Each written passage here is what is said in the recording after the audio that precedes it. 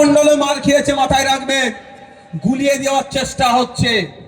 এই বিজেপি শুধুমাত্র মুসলমানের বিরুদ্ধে নয়, এই বিজেপি খেটে খাওয়া মানুষের বিরুদ্ধে, এই বিজেপি সম্প্রীতির বিরুদ্ধে, এই বিজেপি ঐক্যের বিরুদ্ধে।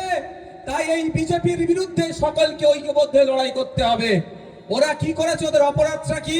ও যেখানে ওরা সারা বছর ওখানে প্যাটিস বিক্রি করে, লোকজন আছে একটু প্যাটিস বিক্রি করে, ওই প্যাটিসটা নাকি চিকেন প্যাটিস ছিল, ওই জন্য মার খেতে হয়েছে। এবার আপনাকে বলি, ওই যে ছোলা নাকি বিক্রি করছিল এখানে, ওকে আমার যদি আমার না ভালো লাগে, আমি কি বলবো, ভাই এখান থেকে তুমি চলে যাও, ডিস্টার্ব হচ্ছে। এর থেকে বেশি কিছু বলা যাবে কি? ভাই তুমি চলে যাও। তা না করে যদি দুমদাম মার দেওয়া হয়, এটা মানে কোথায় দাঁড়াচ্ছে? তো গীতা পাঠের অনুষ্ঠানে চিকেন নাকি খাওয়া যাবে না। আমার হিন্দু সমাজ সম্পর্কে অত ডিপলি আমার ধারণা মানে জ্ঞান নাই, আমি গীতা ডিপলি পড়িও নি, সুতরাং আমি বলতে পারবো না ওখানে লেখা আছে কি না নাই, আমি এই বিতর্কে যাব না। তারপরেও বলছি, যদি মনে করে ওখানে চিকেন খেলে অপরাধ, তাহলে ওকে বলা দরকার, ভাই তুমি চলে যাও, এখানে এসব বিক্রি করবে না। তার পরিবর্তে হামলা চালালো, প্রাণঘাতী হামলা, মব লিঞ্চিং করা হলো, তাকে ধরেনি।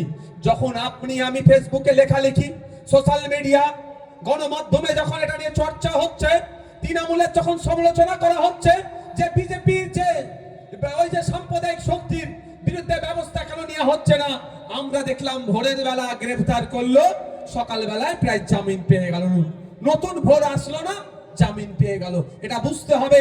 তা আপনি আমি চেষ্টা করছি বিজেপিকে আটকাবো, আপনি আমি একা আটকাতে পারবো না। যদি সরকার না চায়, যদি এই সরকার থাকে, বিজেপিকে আটকানো যাবে না। যদি বিজেপিকে আটকাতে চান, এই সরকারটাকে চেঞ্জ করতে হবে, তাহলে বিজেপি এমনি আটকে যাবে। আপনি 1998 সালের আগে অনেক চেষ্টা করেছিল বিজেপি এখানে দাঁত ফুটানোর। সেই সময় বামফ্রন্ট সরকার ছিল, জ্যোতিবাবুর সরকার ছিল, বিজেপিকে এখানে দাঁত ফুটাতে দেয়নি।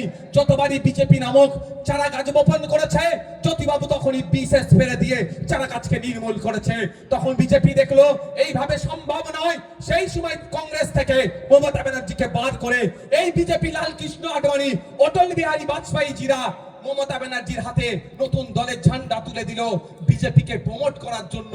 এই ক্যামেরা হচ্ছে প্রমাণ। আমি যদি মিথ্যা কথা বলি, আমাকে ছাড়বে না। আমার নামে মিথ্যা 20খানা মামলা হয়ে গেছে, 20টা মামলা হয়েছে। আর আমি যদি এখন ওদের নামে মিথ্যা কথা বলি, আমাকে ছেড়ে কথা বলবে না। তাই 1998 সালে বিজেপি দায়িত্ব নিয়ে তৃণমূল কংগ্রেসের জন্ম দিল, যাতে পশ্চিম বাংলায় বিজেপি চাষ করার জন্য অনুকূল পরিবেশ তৃণমূল তৈরি করে। তার প্রমাণ হচ্ছে 2011 সালের আগে পশ্চিম বাংলায় বিজেপি বলে কিছু আমরা জানতাম না। যারা বাপের বয়সী বাপেরা মায়েরা আছেন, মায়ের বয়সী আছেন, বলুন 2011 সালের আগে বিজেপি বলে কিছুই ছিল না। যেই তৃণমূল ক্ষমতায় আসলো, বিজেপি সেই ঘর থেকে বার হলো, সেই বিজেপি তার আসল রূপটা দিল। এতদিন পর্যন্ত মমতা ব্যানার্জি চাষ করেছে। তাই মাথায় ঢুকিয়ে নিতে হবে, যদি বিজেপিকে আমাকে হারাতে চাই, তৃণমূলকে আমাকে হারাতে হবে। যদি বিজেপিকে দুর্বল করতে চাই, তৃণমূলকে দুর্বল করতে হবে।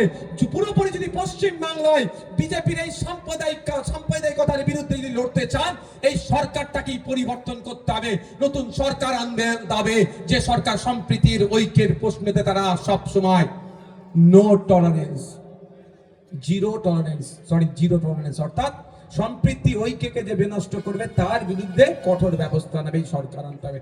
আচ্ছা, আপনারা যেখানে বসে আছেন পায়ের নিচে দেখুন তো, শ্যামনগর এলাকার মানুষজন চাষি খুশি মানুষ তো নাকি সবাই কম বেশি, পায়ের নিচে কি আছে? মাঠ তো একটা, মাঠ তো, এটাও মাঠ, আর যেখানে গিয়ে ধান বপন করেন ওটাও তো মাঠ ভাই।